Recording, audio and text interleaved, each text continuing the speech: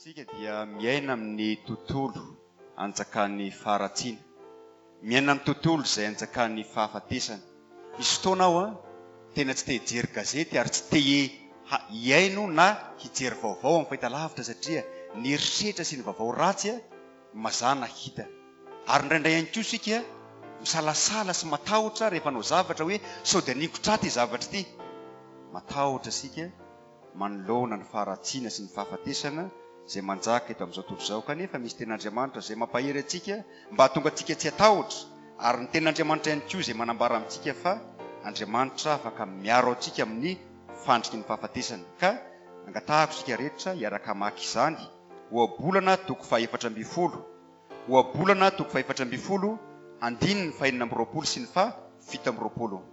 Ohabolana toko faha-efatra amby folo, andininy faha-enina amby roapolo sy ny faha-fito amby roapolo. Hiaraka vakintsika ny ran'i Jesosy.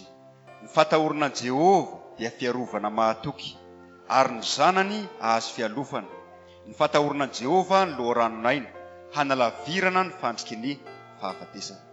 Rehefa miaina mitahotra n'Andriamanitra sika, tsy matahotra na inona na inona sika, ary tsy azo antsika ihany koa ny fandriky ny fahafatesana. Dia ny tompony no hitay antsika ka ahafahantsika miaina am-pifaliana, ahatonga antsika ho lavitry ny fandriky ny fahafatesana.